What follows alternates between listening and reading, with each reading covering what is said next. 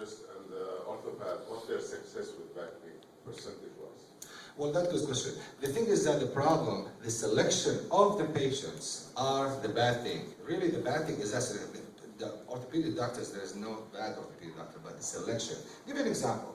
We just spoke about a minute ago how when you have insidious disc, it bulges, it reaches large sizes, and it is painless. Here is a patient. Here you have an L5-S1 disc disease, and you have it huge. It's probably 1/8 of an inch bulging in. And however, you have an acute disc in the L4, L5. It doesn't show the MRI because it's lateral. Remember, if it's lateral, it's hard to see. Well, if you have a flare like us, you do. So this is the MRI. This is the patient that he makes it to the orthopedic doctor. No EMG, no nothing. They do plain X-ray, they do MRI, as some say.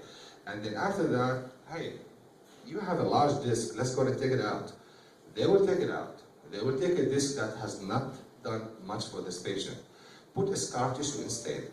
And the problem is still upstairs. L4 is still defected. So you have a double problem. You created a problem. You cut a disc that was silent on a patient, and you created a surgical scar. Still the patient, now the patient's pain is doubled. He has still his old pain and it's triggered by the surgery, and he has a failed back surgery.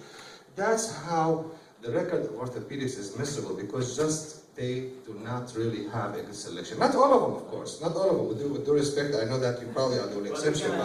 But in our area, I can tell you, our orthopedic, I'm a neurosurgeon too, and I did that surgery in the past, and I can tell you, for learning from my mistakes, you should never, ever do a surgery unless you have a conviction that this is really the bad disc. You don't take the wrong disc, because you're doing more harm than good to the patient. My advice, I'm telling you one thing. The truth is that we are older, all right? You're younger, come on now. Listen, and there's a wear and tear, and there will be back pain no matter who are you. This back pain, you can handle it at first, controlling your weight, exercises, as well as you have to accept certain amount of pain. Because the back is not like the stomach, not like the colon, or anything else like that. There is wear and tear, and you have to accept certain amount of pain. If you can handle this pain by modifying your activity, you are taking some anti-inflammatory medication, I would advise you to avoid the surgeon, avoid anybody else. Because I tell you one thing, 80–90% of that back pain you can handle to modify your activity and your weight and your exercises if you are not doing it. There is no way you can cure back pain. If anybody is telling you, I'm going to take the back pain 100%, don't believe that. Whether orthopedic surgeon, neurology, or anybody else. Thank you.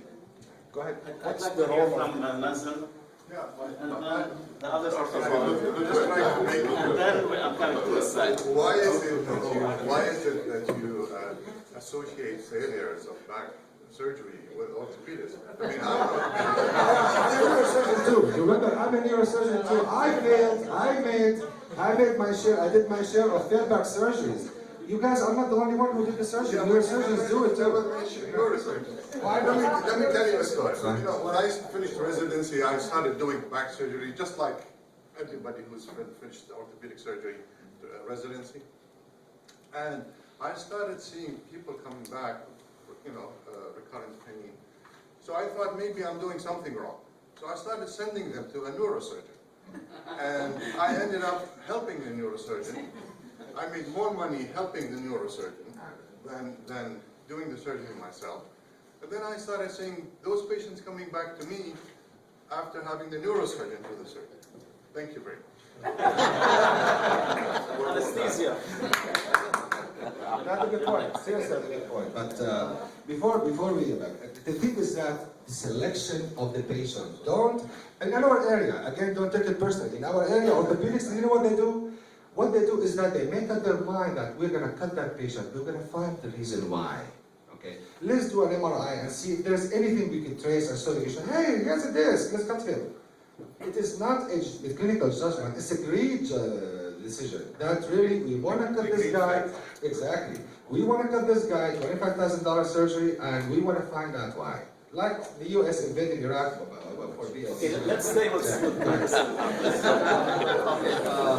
A couple short questions. I'm hoping for a very short answer. For the facet joint pain, there's the radio frequency and also the steroid injection in the facet. Oh, actually, barking. Yeah. So which one is better? I know the radio frequency lasts a lot longer, about 2 years. How about the bulging and herniated disc for the epidural steroid?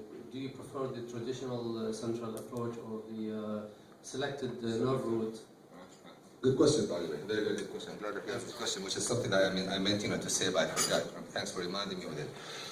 Facet blocks are definitely a wonderful thing. Facet blocks last somewhere between 4 weeks to up to 6 months. And whenever you have that success in facet blocks, then move on to the radio frequency. Why you keep blocking the patient,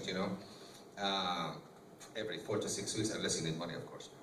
But it really is the best to go with the radio frequency. The compensation is a lot better, but it lasts longer. It lasts longer. And it is different question. Answer the second part of the question.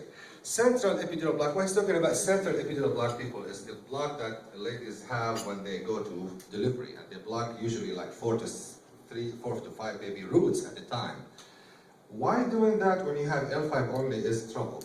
Why you want to block L1, 2, and 3? It doesn't make sense, does it? Like exactly. I mean, just if you could follow common sense. No, we want to block L5 only. And that's why he's talking about the selective nerve block. The answer to the question, selective, absolutely. Deliver the medicine where it belongs. Why you want to block other nerves that they're doing nothing, just to aggravate them? But good question, definitely. We're running out of time, but we have 2 more questions. Very quickly, what's the role of the chiropractor vis-a-vis the physical therapist? That, like the role of attorneys and workers' comp, in my opinion, are really good. But chiropractors are a good thing, you could do. You could buy good certificates for, Christmas, and you can pass it around to your wife or to your friends. But as far as medical treatment, it is not, it's useless.